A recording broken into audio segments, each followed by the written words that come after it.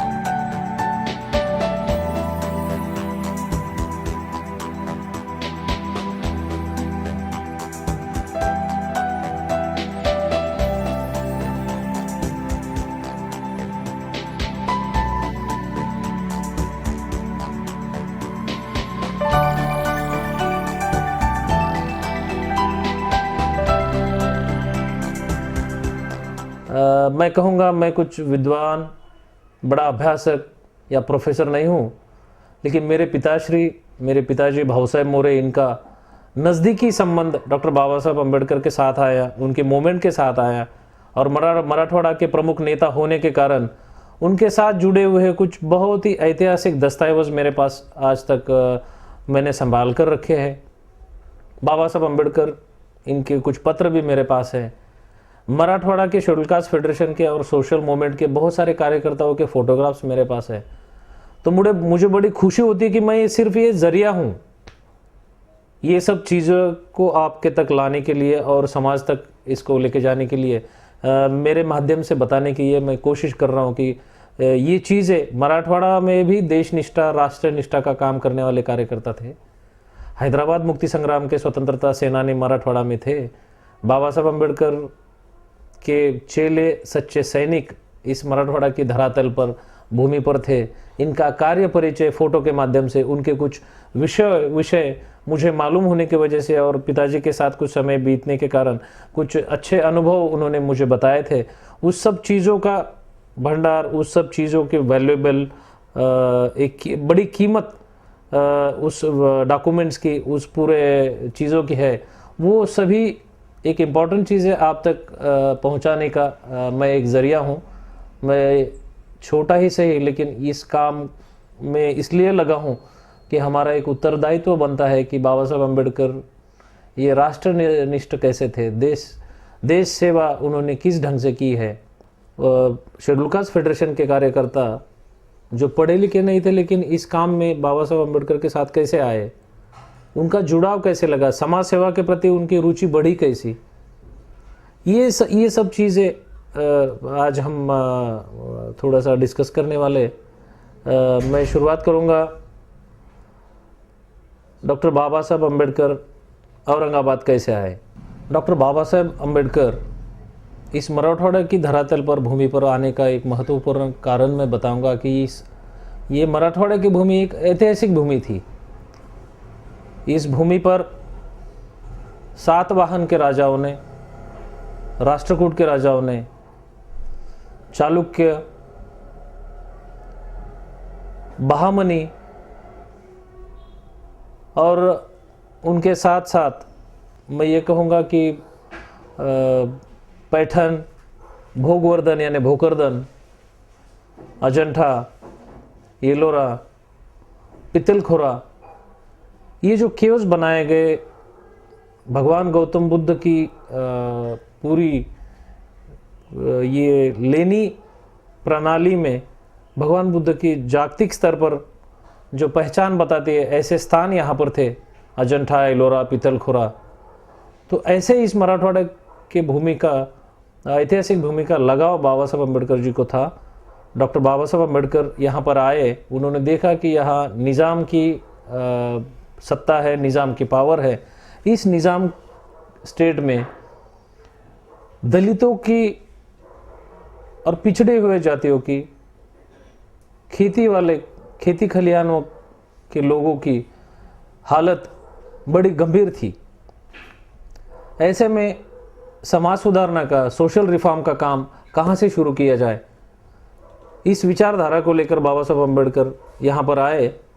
उन्होंने देखा ऐसे ऐतिहासिक भूमि पर अगर काम करना है, लेकिन काम करते वक्त किसी चीज़ को बढ़ावा देना है, तो वहाँ की सत्ता, वहाँ की पावर, इनके साथ का मेल जोल और उस चीज़ को मेल जोल के साथ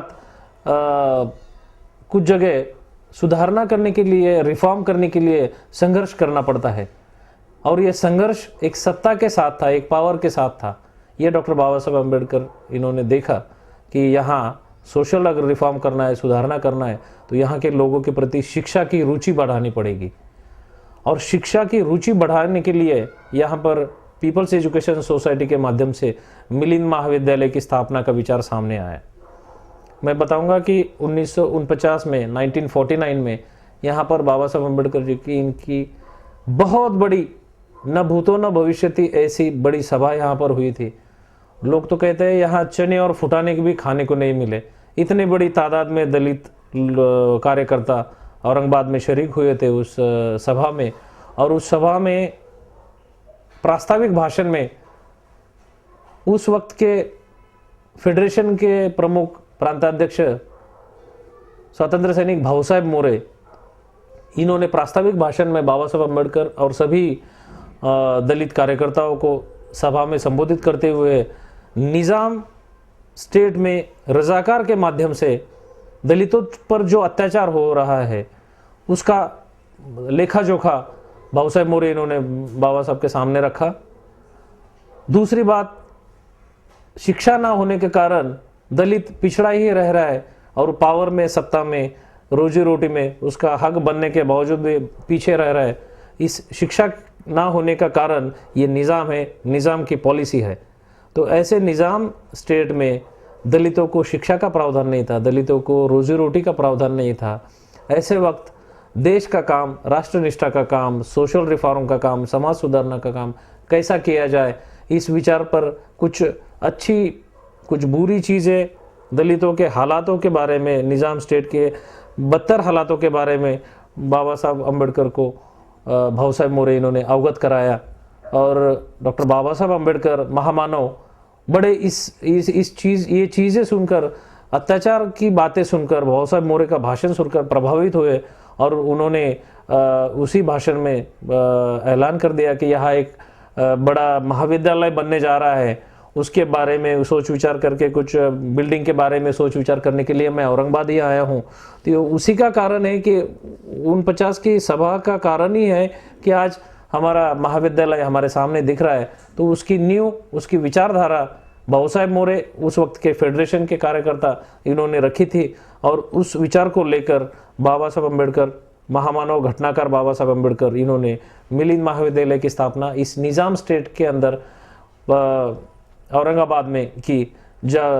उसका कारण यह था कि दलितों को शिक्षा का कुछ सुविधा मिले। यहाँ का दलित, मराठवाड़ा का दलित, जो भी पढ़ा लिखा युवा होता था, उसे एक तो हैदराबाद यूनिवर्सिटी, उस्मानिया यूनिवर्सिटी जाना पड़ता था, या तो पूना यूनिवर्सिटी, बॉम्बे यूनिवर्सिटी जाना पड़ता था, जो कि खर्चे की बात थी। उस वक्त आर्थिक स्थिति कमकुवत होने की वजह से शिक्षा लेना ये बड़ी मुश्किल की बात थी। तो दलितों को इस मिलिंद महाविद्यालय की वजह से शिक्षा लेने का एक अवसर मिला और उस शिक्षा लेने की वजह से एक पहला शिक्षित फ्रंट डॉक्टर बाबा साहब अम्बेडकर इस औरंगाबाद में तैयार कर सके। और उसी शिक्षित फ्रंट ने, मैं कहता हूँ, सोशल मूवमेंट, एक इंटेलेक्चुअल मूवमेंट चलाने का काम आज तक किया है। मैं दूसरी बात बताना चाहूँगा कि डॉक्टर बाबा साहब अम्बेडकर औरंगाबाद क्यों आते थे, इस महाविद्यालय की नींव औरंगाबाद में क्यों रखी। मैं इसका कारण बताना चाहूँगा कि यहाँ के लोगों की निष्ठा, यहाँ के लोगों का प्रामाणिक तरीके पर काम करने का ढंग, यहाँ के लोगों की सोच, यहाँ के लोगों की नमक की अदायगी करने का तरीका, ये चीज़ बड़ी लुभावनी लगी बाबा साहब अम्बेडकर को। डॉक्टर बाबा साहब अम्बेडकर यहाँ पर आए 1933 में। आपको पता होगा कि पैठन गेट पर जो कांबळे फैमिली है, उबाळे फैमिली है, आज भी पुराने बावनपुरे के जो पुराने नाम है उसमें से कांबळे फैमिली का नाम, उबाळे फैमिली का नाम मैं ज़रूर लूँगा। वहाँ एक विहार है, उस विहार की जगह पर एक चावड़ी थी। उस चावड़ी की जगह पर 1933 में 33 में बाबा साहब अम्बेडकर वहाँ पर आए थे। निज़ाम का दौर होने के कारण वहाँ कुछ बड़ी सभा या तो कुछ भाषण वगैरह कर नहीं सके बाबा साहब, लेकिन वहाँ की पुरानी जो महार मंडली थी उन्होंने बाबा साहब को एक बड़ा अच्छा रिसेप्शन दिया, खाना दिया, और उस जगह पर छोटा बैठक वजह, मीटिंग वजह ऐसा एक सभा हुई। और एक मीटिंग के दौरान बाबा साहब ने कुछ सोशल रिफॉर्म की बातें वहाँ पर की थी कि हमें अभी वो पिछड़ा काम, गंदा काम छोड़ना पड़ेगा, मरे हुए जानवरों को खींचना, उनकी खाल निकालना, वो बेचना, वो खाना, वो सब चीज़ें हमें बंद करना पड़ेंगी। इस ढंग का सोशल रिफॉर्म का कुछ टॉक वहाँ पर कांबळे फैमिली, उबाळे फैमिली और उस वक्त के औरंगाबाद के बावनपुर के सभी महार मंडली और जो सीनियर्स थे, बड़े रिस्पेक्टेड लोग थे, उनके साथ बाबा साहब अम्बेडकर का हुआ। उसके बाद 1934 में भी बाबा साहब औरंगाबाद आए हैं, 1936 में बाबा साहब आए, और सबसे बड़ी बात मैं कहूँगा कि 1938 में बाबा साहब अम्बेडकर की पहली एक ऑर्गेनाइज्ड सभा मराठवाड़ा के अंदर जो हुई उसे मकरमपुर कहते हैं। ये मकरमपुर गांव कन्नड़, ये मराठवाड़ा का कन्नड़ निज़ाम के हद का सबसे आखिरी गांव था, लेकिन कन्नड़ तक पूरा शासन निज़ाम का चलता था। लेकिन कन्नड़ के बाद नदी के उस तीर पर वहाँ से आगे अंग्रेज़ी इलाका था। इस अंग्रेज़ी इलाका में मकरमपुर डांगरा बोलकर नाम है। इस मकरमपुर डांगरा, यहाँ पर भाऊ साहेब मोरे जो प्रांताध्यक्ष थे शेड्यूल कास्ट फेडरेशन के बाद में बने, लेकिन 1938 की बात है जब वहाँ पर बाबा साहब अम्बेडकर की पहली सीमा सभा वहाँ पर अरेंज की गई थी। उस सीमा सभा में डॉक्टर बाबा साहब अम्बेडकर आए और पहली बार इस मराठवाड़ा के सोशल रिफॉर्म के बारे में, दलितों को अपना पिछड़ापन, निचड़ापन छोड़ना पड़ेगा, अपने शिक्षा की तरफ मोड़ लेकर शिक्षा के माध्यम से आपको खुद को ऊंचा उठाना पड़ेगा। इस ढंग से बाबा साहब अम्बेडकर ने वहाँ के सभी दलित कार्यकर्ताओं को, सभी लोगों को प्रबोधित किया। और 1938 की इस मकरमपुर सभा के बाद 1940 में आना हुआ, 1945 में आना हुआ डॉक्टर बाबा साहब अम्बेडकर का, 1949 में आना हुआ, 1953 में आना हुआ, 1956 में भी आना हुआ। तो बड़ा एक अट्रैक्शन डॉक्टर बाबा साहब अम्बेडकर को इस भूमि पे रहा है।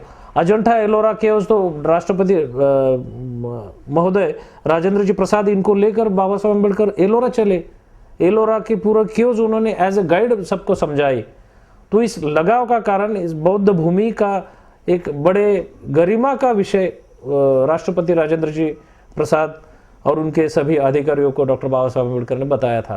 तो कहने का मतलब ये है कि बस अजंठा, एलोरा, डॉक्टर औरंगाबाद की लेनी, यहाँ का मुगलों ने तैयार किया हुआ इस ताजमहल, पंचक्की और एक हिस्टोरिकल नाता जुड़ने के कारण बाबा साहब अम्बेडकर को ये भूमि बड़ी अच्छी लगी और यहाँ पर महाविद्यालय की स्थापना की शुरुआत उन्होंने की। मैं दूसरी बात और बताना चाहूँगा कि यहाँ के फेडरेशन के जो कार्यकर्ता थे, डॉक्टर बाबा साहब अम्बेडकर का 1942 नागपुर अधिवेशन में जो शेड्यूल कास्ट फेडरेशन ये पक्ष स्थापन हुआ, उस शेड्यूल कास्ट फेडरेशन के पक्ष का मराठवाड़ा शेड्यूल कास्ट फेडरेशन ये पार्ट था। और निज़ाम के हद तक ये हैदराबाद शेड्यूल कास्ट फेडरेशन पूरे हैदराबाद स्टेट में हैदराबाद शेड्यूल कास्ट फेडरेशन के माध्यम से काम चलता था, मराठवाड़ा में मराठवाड़ा फेडरेशन के माध्यम से काम चलता था, जिसके प्रमुख all India schedule caste federation के प्रमुख डॉक्टर बाबा साहब अम्बेडकर थे। हैदराबाद शेड्यूल कास्ट फेडरेशन के प्रमुख JH सुबैया थे। मराठवाड़ा शेड्यूल कास्ट फेडरेशन के सेनानी प्रमुख भाऊ साहेब मोरे थे। तो ऐसी 3 टियर प्रणाली का ये शेड्यूल कास्ट फेडरेशन सही मायने में बाबा साहब अम्बेडकर इनके कार्य परिचय देने का सबसे सुवर्ण अक्षरों में लिखने वाला और सबसे गरिमा का काम करने का काम शुरुआत में जिसने किया है, उस पक्ष का नाम मैं ज़रूर लूँगा, शेड्यूल कास्ट फेडरेशन। इसी शेड्यूल कास्ट फेडरेशन की वजह से पहला फ्रंट बाबा साहब पूरे इंडिया, ऑल इंडिया में तैयार कर सके और एक सोशल रिफॉर्म का काम इनके माध्यम से उन्होंने शुरू किया। तो उसी माध्यम से औरंगाबाद में शेड्यूल कास्ट फेडरेशन तैयार हुआ।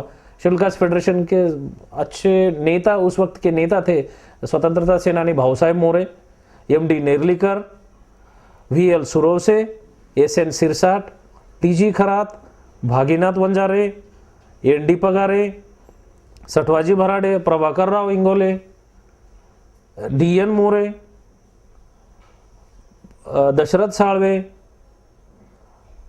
RG खंडाळे और ऐसे तमाम इस मराठवाड़ा के शेड्यूल कास्ट फेडरेशन के कार्यकर्ताओं ने उस वक्त एक मूवमेंट शुरू किया था कि दलितों में एक खुलापन, एक दलितों में शिक्षा का माध्यम से दलितों को बदलने के लिए क्या किया जाए, ऐसी मूवमेंट शुरुआत की। और फेडरेशन के माध्यम से देहातों में, तालुका लेवल पर, डिस्ट्रिक्ट लेवल पर बड़े बड़े मूवमेंट के सभा सम्मेलन होते रहे। और इस सभा सम्मेलन के माध्यम से डॉक्टर बाबा साहब अम्बेडकर के आदेश से मराठवाड़ा शेड्यूल कास्ट फेडरेशन ने एक ऐसा काम किया जिससे दलितों ने मरे हुए जानवरों को ओढ़ना छोड़ दिया, मरे हुए जानवरों की व्यवस्था जो करने का काम था वो छोड़ दिया। उस दौरान उसी ढंग से उसको खाने का जो, क्योंकि एम्प्लॉयमेंट और रोजगार का साधन नहीं होने के कारण, आर्थिक मजबूरी होने के कारण उसी चीज़ में दलित लगे हुए रहते थे और वो चीज़ खाने के आदी हुए थे। तो वो चीज़ खाना बंद कर दिया डॉक्टर बाबा साहब अम्बेडकर के आदेश से शेड्यूल कास्ट फेडरेशन ने। बहुत सारे जगह पर जाकर ये जहाँ तक हो सके सभा सम्मेलन लेकर सबको समझाने का फेडरेशन ने काम किया। लेकिन अगर कोई मानता नहीं है तो कुछ जगह जबरदस्ती भी शेड्यूल कास्ट फेडरेशन के कार्यकर्ताओं ने की है, जैसे कि घाटना आंध्रा है, सिल्लोड है, नीलोड, खुल्लोड, भोकरदन, अंबड, जाफराबाद, जालना, खुद औरंगाबाद, यहाँ पर बहुत सारे लोगों ने ये घिना हुआ काम, ये गंदा काम छोड़ देना चाहिए। इसके लिए फेडरेशन के कार्यकर्ताओं ने कुछ वक्त, कुछ सब्जेक्ट में, कुछ जगह ज़बरदस्ती की और ये सब काम छोड़ना पड़ा दलितों को। और एक नई पीढ़ी की शुरुआत हुई जहाँ पर लोग मिलिंद महाविद्यालय, हैदराबाद, पूना जाकर सीखने लगे। शिक्षा के माध्यम से आगे बढ़ने का काम शुरू हुआ। इसी फेडरेशन ने देहातों में हर जगह सभा में हजारों दलितों को एक ही दिन में पोतराज, मुरली, वाघा मुरली का जो काम रहता था, जो घिनौना काम था, वो छोड़ने के लिए मजबूर कर दिया। मैं उदाहरण देना चाहूँगा कि गोपीनाथ जी मिसाल जो बुल्ढाना के जलसाकार है, जिन्होंने बाबा साहब अम्बेडकर का जलसा बहुत दिन तक गवई मिसाल इस नाम से चलाया। बाबा साहब अम्बेडकर का उनके साथ सामने गाना भी हुआ, उनकी शायरी भी हुई और उसी माध्यम से उन्होंने बहुत सारे लोगों को बदला एक एक। और मैं खास बताना चाहूँगा कि गोपीनाथ मिसाल जी ने उस वक्त निज़ाम के खिलाफ, पोवाड़ा निज़ाम के खिलाफ कुछ गाने का भी काम उस वक्त किया था। तो मैं वो पोवाड़ा भी आपको जो गाने के तौर पर मैं बताना चाहूँगा, क्योंकि हिस्टोरिकल मोमेंट का सबसे इम्पोर्टेंट वो इवेंट है, मैं आपको बताऊँगा। और ख़ासकर ये फेडरेशन के कार्यकर्ताओं का एक ही काम था कि हर गांव में जाना, गंदा काम छोड़ने के लिए सबको ज़बरदस्ती करना, उनका मत परिवर्तन करना, कुछ जगह जाकर पुलिस थाने में जाकर, तहसील कचहरी में जाकर सब लोगों को साथ में लेके जाकर दबाव डालकर ये काम घिनौना है, ये छोड़ना चाहिए। कोई ज़बरदस्ती उनको ये काम करने के लिए लगाता है तो उनको थाने तक लेके जाना, उनके ऊपर कार्रवाई करने की तो प्लानिंग करना, इस ढंग का काम शेड्यूल कास्ट फेडरेशन ने किया। तो मैं कहूँगा सही मायने में फेडरेशन ने मराठवाड़ा में सोशल बदलाव लाने का काम किया है। ये फेडरेशन का काम हम कभी भूल नहीं सकते। बाबा साहब का आदेश था कि तुम्हारे ऊपर, तुम पर अगर कुछ गुलामी के तहत या तो कुछ अत्याचार के तहत कुछ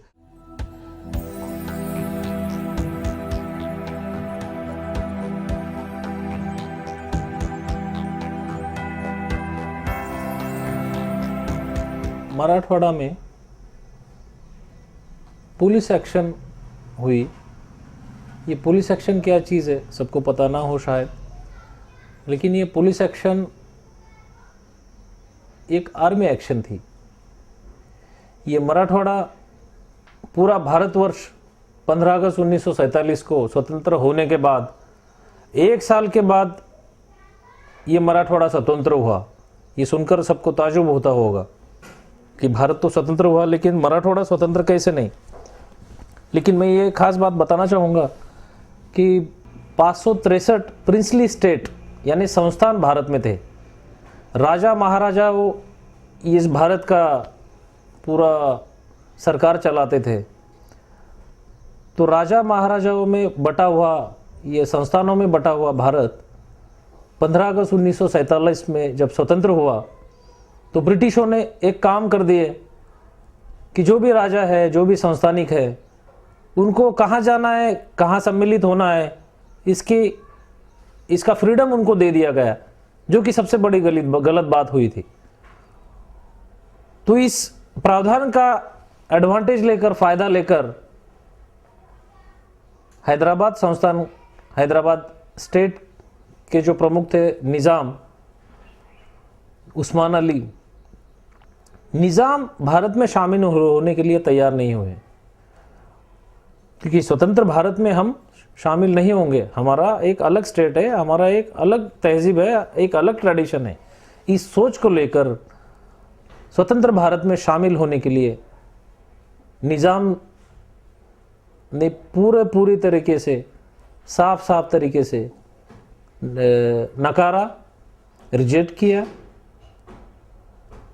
इस कारण इस मराठवाड़े की भूमि पर एक आंदोलन छेड़ा गया और उसी आंदोलन का नाम था हैदराबाद मुक्ति संग्राम, हैदराबाद स्वतंत्रता संग्राम। इसी हैदराबाद स्वतंत्रता संग्राम ये जब सिलसिला शुरू हुआ कि भारतवर्ष में अगर हैदराबाद स्टेट शामिल नहीं हुआ तो यहाँ के दलित, यहाँ के हिंदू, यहाँ के जो सिटीजन्स थे, इनके लिए एक सेफ्टी महसूस नहीं होती थी, एक सुरक्षा महसूस नहीं होने थी, क्योंकि निज़ाम अपना शासन रजाकार, पुलिस, इनके डंडे पर चलाता था। और जब प्रजा डंडे पर चलाई जाती है तो वहाँ एक सिविल पीस, एक सार्वजनिक शांतता नहीं होती और उसमें किसी नागरिक, किसी प्रजा का एक भला नहीं हो सकता। ये तो इतिहास से हम जान चुके हैं।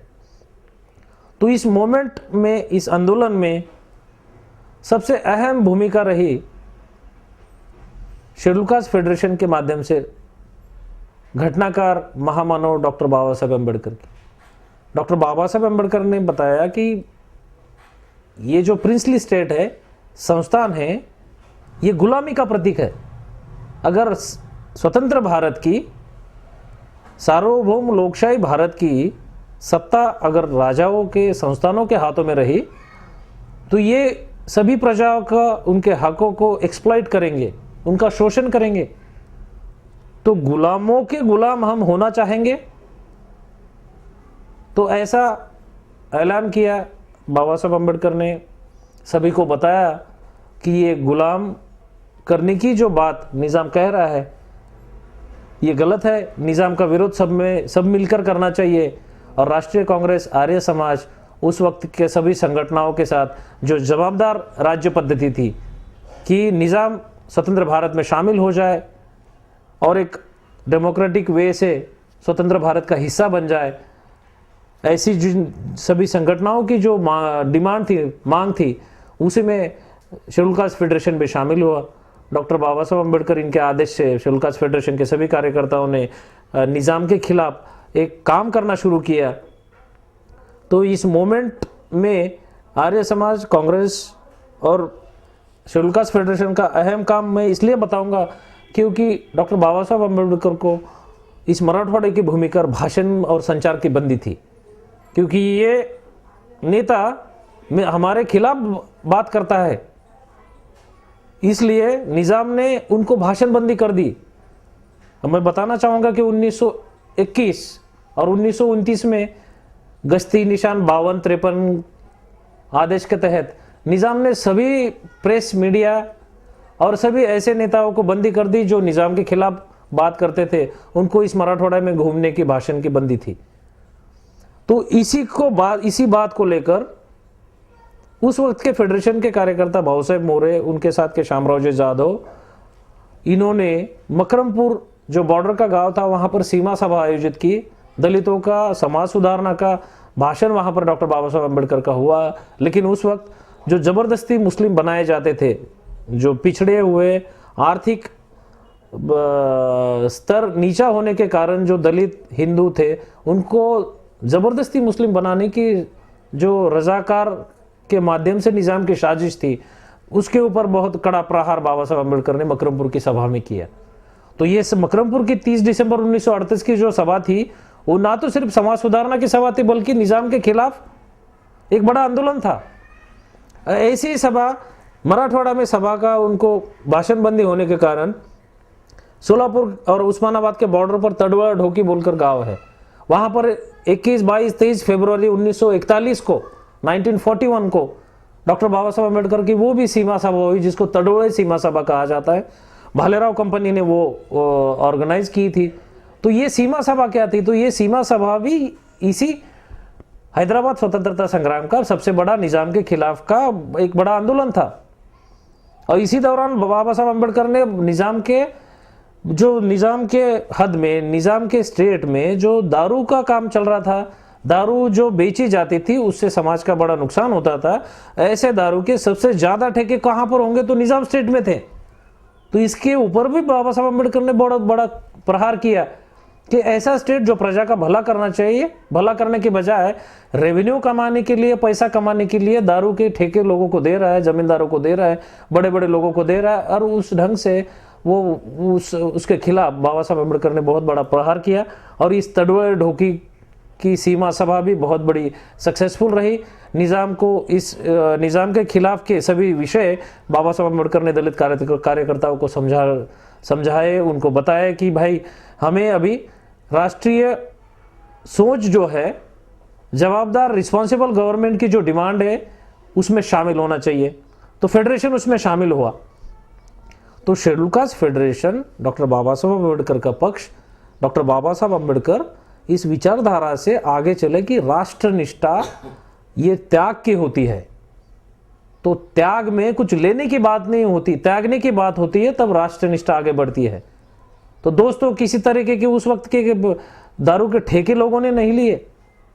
दलित समाज के पास रोजगार के लिए बाबा साहब अम्बेडकर ने उस वक्त कुछ नहीं कहा।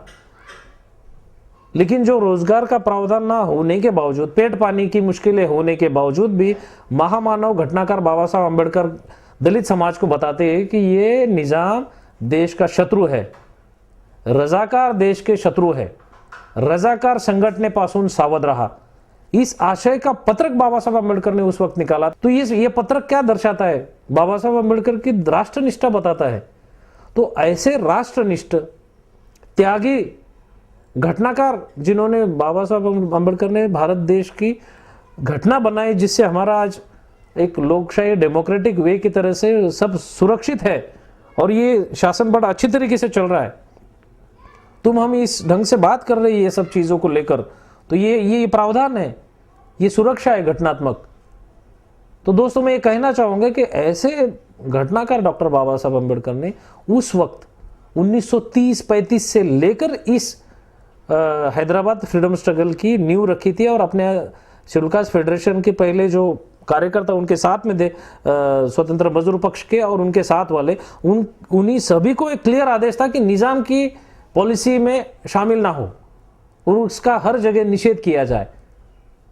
तो ऐसे आशय के पत्रक बाबा साहब अम्बेडकर ने उस दिन फेडरेशन के माध्यम से भाऊ साहब मोरे को बताया कि आप इस निज़ाम के खिलाफ मराठवाड़ा में पत्रक निकाल लीजिए। पत्रक का आशय था, निजाम देशाला धोका, रजाकार संघटनेपासून सावधान रहा। और फिर बाद में नीचे उन्होंने बताया कि किस ढंग से आपने निषेध करना चाहिए, ये निज़ाम के खिलाफ किस ढंग से काम करना चाहिए। उस चीज़ को लेकर, इस पत्रक को लेकर शेड्यूल कास्ट फेडरेशन के कार्यकर्ताओं ने मराठवाड़ा में बड़ा अच्छे तरीके से एक मूवमेंट शुरू किया, राष्ट्रीय कांग्रेस के साथ मिलकर काम करना शुरू किया। किंग कोठी के ऊपर निज़ाम के खिलाफ जो सत्याग्रह गया था, उस सत्याग्रह में शेड्यूल कास्ट फेडरेशन के सभी कार्यकर्ता मराठवाड़ा से गए थे कि निज़ाम ने जो दलितों को कुछ सुविधा देने की ऐलान किया था, वो सुविधा नहीं थी, लेकिन लुभावने की, गलत तरीके से लुभावने की निज़ाम की वो साजिश थी। तो उस साजिश के खिलाफ किंग कोठी पर एक सत्याग्रह गया।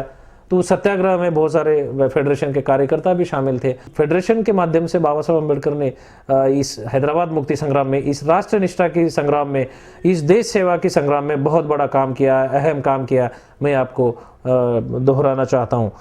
और खास करके और एक उसकी रेयर घटना में ये बताऊंगा कि हैदराबाद जब स्वतंत्र भारत में शामिल किया गया तो उसके लिए जो संघर्ष हुआ, 13 सितंबर से 17 सितंबर तक एक 4 दिन का एक संघर्ष चला, जिसको आर्मी एक्शन कहते हैं। इस आर्मी एक्शन के तहत सभी निज़ाम के रजाकार सैनिक, सभी निज़ाम के रजाकार मिलिट्री वाले, मिलिशिया ग्रुप के सभी लोगों को यहाँ निहत्था कर दिया। बहुत जगह लड़ाई का उदाहरण भी आपको देखने को मिलेगा। कई जगह इंडियन आर्मी के सोल्जर शहीद हुए। उसी दौरान रजाकार संगठन, रजाकार मिलिशिया ग्रुप के बहुत सारे सैनिक मारे गए और इस हैदराबाद स्टेट को स्वतंत्र भारत में, इस महान देश के भूमि पर इसको शामिल किया गया।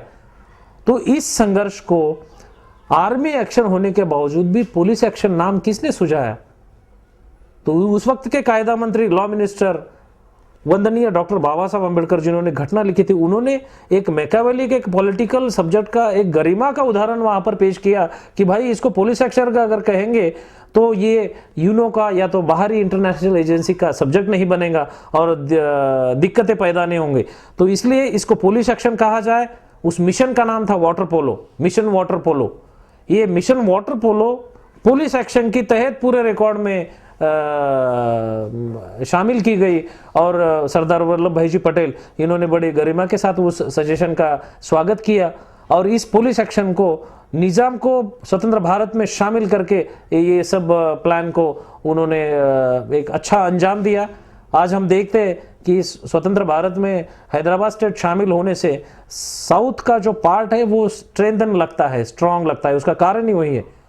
तो आज हम पूरे सार्वभौम भारत की बात अगर करते हैं तो स्वतंत्र भारत में हैदराबाद को शामिल करना एक बड़ा ऊंचा उदाहरण था देशभक्ति का। और इस देशभक्ति में शामिल थे हमारे लौह पुरुष सरदार वल्लभ भाई जी पटेल। इस सभी चीज़ों को घटनात्मक और लीगल मार्गदर्शन करने वाले कौन थे? तो वो घटनाकार वंदनीय डॉक्टर बाबा साहब अम्बेडकर थे।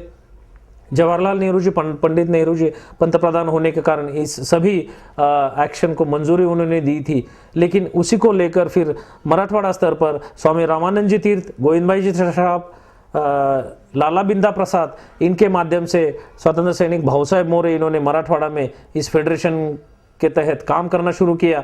और उस वक्त ये फेडरेशन के कार्यकर्ता जो किंग कोठी में सत्याग्रह करते थे, निज़ाम के खिलाफ पत्रक बांटते थे, निज़ाम के हर कैंप पर वो आपके राष्ट्रीय कांग्रेस के और सभी सीमा कैंप पर जितने भी निज़ाम के खिलाफ काम चलता था वहाँ पर रसद सप्लाई करना, वहाँ पर आर्म्स सप्लाई करना, वहाँ की खुफिया जानकारी इधर से उधर देना, ये सब काम दलित स्वतंत्र सेनानियों ने वहाँ पर किया था।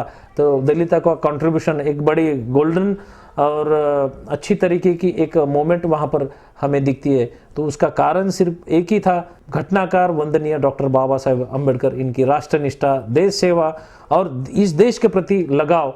इस पूरे हैदराबाद मुक्ति संग्राम में आपको दिखेगा कि देश सेवा के लिए बाबा साहब अम्बेडकर ने अपने समाज सुधारना के विषय थोड़ा बाजू में रखा और अपने दलित, पिछड़े हुए, अज्ञानी, कम पढ़े हुए सभी लोगों को एक संदेश दे दिया कि भाई तुम्हारी चीज़ें जितनी इंपॉर्टेंट है सोशल रिफॉर्म की, उससे ज़्यादा इंपॉर्टेंट है देश सेवा। तो देश सेवा करने के लिए, राष्ट्रनिष्ठा रखने के लिए आप इस स्वतंत्रता संग्राम में शामिल हो जाओ। और उस ढंग से आदेश का पालन करते हुए भाऊ साहेब मोरे और उनके सभी कार्यकर्ता इस फेडरेशन के माध्यम से इस स्वतंत्रता संग्राम में शामिल हुए और इसमें एक जय पाली। उस जय का, उस विजय में डॉक्टर बाबा साहब अम्बेडकर जी का अहम उदाहरण हम यहाँ पर देखते हैं। तो हम सैल्यूट करते हैं उस राष्ट्रनिष्ठा और देशभक्ति के लिए। मैं एक अच्छी घटना आपको बताना चाहूँगा कि वंदनीय घटनाकार डॉक्टर बाबा साहब अम्बेडकर बार बार औरंगाबाद आते थे। मैंने बताया कि इस भूमि का लगाव, यहाँ के लोग, लेकिन इसके साथ साथ बौद्ध संस्कृति से जुड़ा हुआ इस मराठवाड़ा, जैसे कि अजंठा, एलोरा, पितलखोरा, देवगिरी फोर्ट, ताजमहल, ये सब चीज़ें यहाँ की थी। तो राजा महाराजाओं से लेकर इस भूमि का अट्रैक्शन रहा है। पैठन में वेद पाठशाला पैठन में ही क्यों हुई?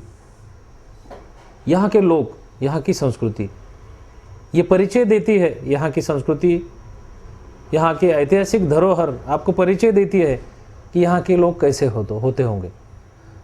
तो इन ऐतिहासिक चीज़ों को लेकर बाबा साहब अम्बेडकर इनका अट्रैक्शन बढ़ा। तो मैं बताना चाहूँगा 1933, 1934, 30 दिसंबर 1938, 1949, 1953 में तो 3 बार आए डॉक्टर बाबा साहब अम्बेडकर, 1956 में आए। और मैं ख़ास बताना चाहूँगा कि इस दौरान डॉक्टर बाबा साहब अम्बेडकर ने शेड्यूल कास्ट फेडरेशन का, मराठवाड़ा का तो फ्रंट तैयार किया ही। मराठवाड़ा के प्रमुख स्वतंत्र सेनानी भाऊ साहेब मोरे, इनकी लीडरशिप के अंडर एक अच्छी फ्रंट तैयार की, जो देहातों से लेकर सभी कार्यकर्ता इस फेडरेशन को जुड़े थे। लेकिन एक फेडरेशन का संगठन करते करते डॉक्टर बाबा साहब अम्बेडकर ने एक महान शिक्षा सभी कार्यकर्ताओं को और इस दलित समाज को दी कि संगठित कैसे होना चाहिए, कौन से इश्यूज सामने लेकर आना चाहिए, किस चीज़ के लिए लड़ना चाहिए। बाबा साहब अम्बेडकर ने पेट की लड़ाई के साथ साथ, स्वाभिमान की लड़ाई के साथ साथ राष्ट्रनिष्ठा की लड़ाई हमें लड़नी पड़ेंगी। ये तीनों तरीके का संग्राम, तीनों तरीके की निष्ठा इस मराठवाड़ा के कार्यकर्ताओं को सिखाई। इस ढंग से शेड्यूल कास्ट फेडरेशन के कार्यकर्ता बनाए कि उन्होंने सिर्फ पेट पूजा का एक ऐसा कुछ काम करने के बजाय राष्ट्रनिष्ठा का काम और दूसरे समाज के साथ मिलकर गठजोड़ रखकर एक अच्छा ग्रेसफुल, एक अच्छे ऊंचे ओहदे का समाजकारण कैसे कर सकते हैं, राजकारण कैसे कर सकते हैं, इस ढंग की शिक्षा फेडरेशन के कार्यकर्ताओं को दी। फेडरेशन के कार्यकर्ता उस ढंग से चले, उन्होंने काम किया। उन्होंने मराठवाड़ा में न भूतो न भविष्यति इतना बड़ा सभी दलितों को एक अच्छा तरीके का ऊंचा ओहदा प्राप्त करने वाला भूमिहीन सत्याग्रह का आंदोलन उन्होंने छेड़ा। क्या था भूमिहीन सत्याग्रह का आंदोलन? अरे भाई, दलितों के पास तो कुछ था ही नहीं, भूमिहीन थे, वो लैंडलेस लेबर्स थे। तो भूमिहीन लोगों को सरकार की ज़मीन एक ऐसी मुहैया कर सकते हैं, सरकारी फॉरेस्ट की ज़मीन, जो वो छोटी मोटी ज़मीन कसते थे, करते थे, वो ज़मीनें उनको कैसे मिल सकती है। तो इस विचार को लेकर एक आंदोलन छेड़ा गया, उसको भूमिहीन सत्याग्रह कहते हैं। मैं तो कहूँगा इस भूमिहीन सत्याग्रह की वजह से ही फेडरेशन के कार्यकर्ता तैयार होना शुरू हुए। सोशल रिफॉर्म्स, पॉलिटिकल रिफॉर्म्स और खुद को बनाने की चीज़ कैसे कर सकते हैं, ये सीखे भूमिहीन सत्याग्रह के कार्यकर्ता ने। तो भूमिहीन सत्याग्रह जब चला तो उसके प्रमुख मराठवाड़ा के सेनानी थे स्वतंत्र सैनिक दलित मित्र भाऊ साहेब मोरे, उनके मार्गदर्शक थे कर्मवीर दादा साहेब गायकवाड़। और इसी चीज़ को लेकर मराठवाड़ा में एमडी नेल्लीकर, VL सुरोसे से, जालना के बंसीलाल जी कुरिल, रायभानजी पारखे, विठ्ठल सुरोसे तो है, भागीनाथ वंजारे, सावळाराम त्रिभुवन, पळशी के लोखंडे, शामराव गायकवाड़, TG खरात, RG खंडाळे, सटवाजी भराड़े, यहाँ तक ND पगारे, ये सब कार्यकर्ताओं को लेकर एक गठजोड़ बनाया गया और इनको कहा गया है कि आप भूमिहीनों के लिए आंदोलन छेड़े। तो भूमिहीनों का आंदोलन उस वक्त के हैदराबाद स्टेट के सरकार के खिलाफ था। जब भारत स्वतंत्र हुआ तो मराठवाड़ा हैदराबाद स्टेट में ही था, और हैदराबाद स्टेट ये 1956 को जब राज्य पुनर्रचना आयोग आया और उन्होंने भाषावार प्रांत रचना के तहत मराठवाड़ा को बम्बई स्टेट में शामिल किया गया, जो अंग्रेजी पहले इलाका था। लेकिन बॉम्बे स्टेट में शामिल करने के बाद 1960 में 1 मई 1960 में महाराष्ट्र जब स्वतंत्र हुआ तो उसमें मराठवाड़ा को जोड़ा गया। तो ऐसे मराठवाड़ा में खासकर फेडरेशन के कार्यकर्ता ऐसा आंदोलन छेड़कर सामने आए कि भाई भूमिहीनों को भी ज़मीन होनी चाहिए, कि भूमिहीन ये 11% लोग हैं, इनको रोजगार का प्रावधान कुछ नहीं है। तो उनको अगर सरकार ज़मीन थोड़ी बहुत मुहैया कराता है, उनको अगर ज़मीन देता है तो उनकी शिक्षा, उनके दैनंदिन सभी चीज़ों का अपग्रेडेशन हो सकता है, वो अपलिफ्टमेंट हो सकता है। तो इस भूमिहीन सत्याग्रह छेड़ा गया। उसका डिक्लेरेशन 1953 को छावनी गड्डीगुड़म के फेडरेशन के ऑफिस में हुआ। डॉक्टर बाबा साहब अम्बेडकर वहाँ पर आए, वहाँ पर उनको रिसेप्शन दिया गया और उसी दौरान 1953 को इस सत्याग्रह का घोषणा की गई। इस सत्याग्रह के अंदर बहुत सारे दलितों को ज़मीनें मिली। ये सत्याग्रह यशस्वी हुआ। इसमें बहुत सारे कार्यकर्ता, नेता सभी जेल चले गए। उसमें स्वतंत्रता सेनानी भाऊ साहब मोरे, दादा साहब गायकवाड़, इनके साथ में एमडी नेर्लीकर, ये सभी जेल में चले गए थे। लेकिन डॉक्टर बाबा साहब अम्बेडकर ने विरोधी पक्ष नेता उस वक्त के हैदराबाद स्टेट के, उनको पत्र लिखकर एक सजेशन दिया कि आप अगर डिमांड पूरी करते हैं तो हम ये सत्याग्रह स्टॉप कर सकते हैं। इस तहत उस वक्त के दिगंबर राव बिंदु, वीडी देशपांडे, इन्होंने बड़ी अहम भूमिका निभाई और इस सत्याग्रह की सभी डिमांड्स, भूमिहीन सत्याग्रह की सभी डिमांड्स पूरी की गई। उसके ही वजह से आज दलित समाज के पास थोड़ी बहुत जो ज़मीन आज देखते हैं आप, उसका कारण उस भूमिहीन सत्याग्रह की वजह से यशस्वी होने से हुआ था। तो ये सत्याग्रह की पूरी कल्पना डॉक्टर बाबा साहब अम्बेडकर की थी। डॉक्टर बाबा साहब अम्बेडकर ने आंदोलन कैसे किया जाता है, इसकी सीख भी सभी कार्यकर्ताओं इस भूमिहीन आंदोलन के तहत ही दी। तो मराठवाड़ा के कार्यकर्ता आंदोलन करना सीखे, डिमांड विधायक तरीके से सबके सामने कैसे जाना चाहिए, सरकार को कैसे फेस करना चाहिए, ये चीज़ इस भूमिहीन आंदोलन के तहत चले। तो भूमिहीन सत्याग्रह भी एक शेड्यूल कास्ट फेडरेशन के जो कार्यकर्ता थे, उनके लिए बड़ी उपलब्धि का और गरिमा का काम उन्होंने इस फेडरेशन के माध्यम से किया था। बड़ा ऊंचा दर्जा इस आंदोलन का था। विधायक तरीके से ये पूरा आंदोलन चला और सभी डिमांड्स पूरे होने के बाद डॉक्टर बाबा साहब अम्बेडकर के आदेश से ये भूमिहीन सत्याग्रह का सत्याग्रह पीछे लिया गया और जेल में जो नेता थे, जो कार्यकर्ता थे, उनको हरसुल जेल से छुड़वाया गया। तो ये एक बात मैं कहूँगा कि डॉक्टर बाबा साहब अम्बेडकर मिलिंद महाविद्यालय की स्थापना एक तरफ चल रही है, भूमिहीन सत्याग्रह का मार्गदर्शन बाबा साहब एक तरफ कर रहे हैं, एक तरफ हैदराबाद शेड्यूल कास्ट फेडरेशन का जो सब्जेक्ट था उसमें शामिल होने के लिए बाबा साहब अम्बेडकर वहाँ पर तैयार है। और ये करते करते समाज सुधारना का काम चल रहा है, शिक्षा का काम चल रहा है, नौजवानों को आगे आने की कोशिश लाने का काम चल रहा है, खेड़े से लेकर बड़े शहरों की तरफ चलो, इस ढंग से बाबा साहब अम्बेडकर का ये शिक्षा प्रणाली लेने का जो मार्गदर्शन चल रहा है, तो मैं तो कहूँगा ये महामानव एक ही वक्त कितनी चीज़ें करता था। मैं तो बड़ा अचंभित होता हूँ कि मेरे पिताजी उनके साथ में काम करते थे, तो मुझे ऐसा लगता है कि मैं इतिहास के बहुत नज़दीक हूँ। मैं बड़ा खुशनसीब मानता हूँ खुद को कि मेरा घर एक ऐसा पवित्र घर है जहाँ पर इस महामानव के मराठवाड़ा में पहली बार जिस घर को चरण स्पर्श हुए, हम तो इस घर को बड़ा पवित्र मानते हैं कि ये महामानव हमारे घर आया। तो हमारे लिए सबसे बड़ा ट्रेजर, सबसे बड़ी संपत्ति, सबसे बड़ी प्रॉपर्टी हम वही मानते हैं कि ये महामानव यहाँ मराठवाड़ा में आते हैं। भाऊ साहब मोरे को साथ लेकर पूरे मराठवाड़ा में पूरी जानकारी लेकर पूरे मराठवाड़ा में एक कार्यकर्ता का फ्रंट बनाते हैं। वो फ्रंट के माध्यम से मिलिंद कॉलेज की नींव रखते हैं। एक दूसरी तरफ भूमिहीन सत्याग्रह के तहत सभी लोगों को रोजगार की प्रावधान देने की कोशिश करते हैं। उसी वक्त राष्ट्र निष्ठा के काम में हैदराबाद मुक्ति संग्राम में भी शामिल करते हैं। भाई कितना बड़ा काम हुआ। तो बम्बई का, दिल्ली का और सभी समाज सुधारना का पूरा काम करते करते पूरे भारतवर्ष में बाबा साहब अम्बेडकर दलितों का काम करते थे। उनका नेटवर्क बड़ा था, उनके शब्दों को बहुत वजन था और उसी वजन के साथ उनका कार्यकर्ता काम करता था, चाहे वो पढ़ा लिखा हो या अनपढ़ हो। लेकिन बाबा साहब उनके लिए एक तिलिस्मा थे, बाबा साहब उनके लिए एक आदेश थे, क्योंकि बाबा साहब का आदेश मानवता का आदेश था, बाबा साहब का आदेश था सुधारना का आदेश था, बाबा साहब का आदेश शिक्षा प्राप्त करने का था। बाबा साहब का आदेश था कि तुम्हारे ऊपर, तुम पर अगर कुछ गुलामी के तहत या तो कुछ अत्याचार के तहत कुछ प्रॉब्लम होते तो उसको संघर्ष की तरह से विधायक तरीके से कैसे उसको सामने लाकर अपनी डिमांड्स पूरी कर लेना चाहिए, इसकी सिखलाई यानी बाबा साहब अम्बेडकर थे। तो ऐसे महामानव घटनाकार डॉक्टर बाबा साहब अम्बेडकर 1933, 34, 1938, 1941, 1949, 1953 को 2-3 बार, 1956 को 2 बार यहाँ पर आते हैं और इस मराठवाड़ा की भूमि पर सभी कार्यकर्ताओं की एक टीम तैयार करते हैं।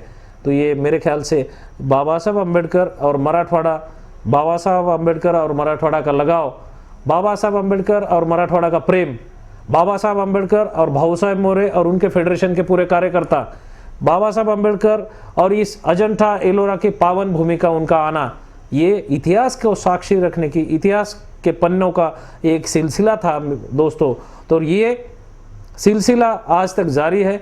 इस सिलसिला बड़े संशोधन कार्यकर्ता, पीएचडी के स्टूडेंट्स, बहुत सारे रिसर्च स्टूडेंट्स, बहुत सारे साहित्यिक डॉक्टर बाबा साहब अम्बेडकर की इस चीज़ को लिखने का प्रयास कर रहे।